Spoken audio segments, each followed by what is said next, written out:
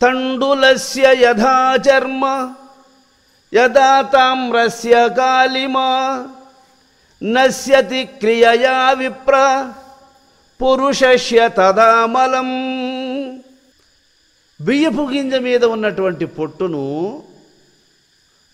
నువ్వై దంచితేనే కదా అది వేరవుతుంది. రాగి పాత్రకు ఉన్నటువంటి సిలుమును నువ్వై తోముకుంటేనే కదా అది పోతుంది. నీ మనస్సును కూడా నువ్వు అలా శ్రద్ధ తీసుకుంటే తప్ప అది మనస్సును ఆవహించినటువంటి మురికి పోదు చెప్తున్నా. ఆ బియ్యపు గింజకు పొట్టు సహజంగా వచ్చినట్లు జీవునికి అజ్ఞానం అనేది అది సహజంగా వచ్చేసింది అంటున్నాడు. బియ్యపు గింజకు పొట్టు ఎవరు పెట్టారు దాన్ని అంటే అది పొట్టుకుతోనే వచ్చేసింది అది అంతే. జీవునికి కర్మను ఎవరు తగిలించినారు అంటే బియ్యపు గింజకు సహజంగా పొట్టి అట్లా వచ్చేసిందో జీవునికి జన్మతః కర్మ అట్లా వచ్చేసింది అనేసాడు. ఉదాహరణ ఇచ్చేశాడు.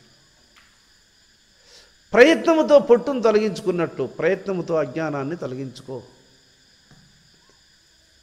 అంతరాస్తాం పరిత్యజ్య భావశ్రీం భావనామయీం యోసి పోసి జగత్యస్మిన్ లీలయా విహారయానఘ.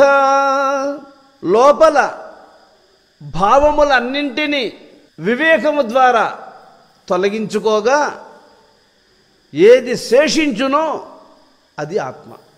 ధ్యానములో కూర్చొని ఉన్నప్పుడు ధ్యానము అంటే ధ్యాత, ధ్యానింపబడే వస్తువు, ధ్యానించేవాడు, ఇద్దరుండారు కదా అక్కడ. దేన్ని ధ్యానించాలి? ఈశ్వరుని యొక్క స్వరూపాన్ని. ధ్యానించేవాడెవడు? నిలకడలేనటువంటి మనస్సు గల జీవుడు. ఇది మన యొక్క శరీరములో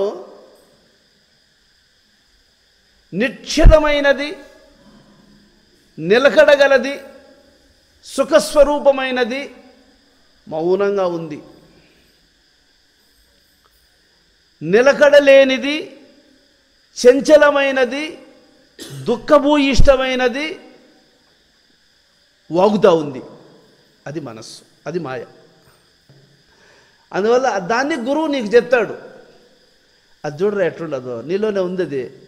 అది ఎంత ప్రశాంతంగా ఉందో చూడది. దేంతో పొత్తు పెట్టుకోకుండా, ఎవరితో సహవాసం చేయకుండా ఎట్లుందో చూడది. ఇది ఎట్లుండదో చూడు మనసు, అది ఎట్లుందో చూడు. కాబట్టి ఆ చైతన్యాన్ని చూపిస్తాడు గురువు. చూపించి దానిలాగా దీన్ని తయారు చేసుకో, దాన్ని చూసి దీన్ని దాంతో మమేకం చేసి దానిలాగా దీన్ని తయారు చేసుకో. ఇదే మోక్షం. దేనికి? మనసు.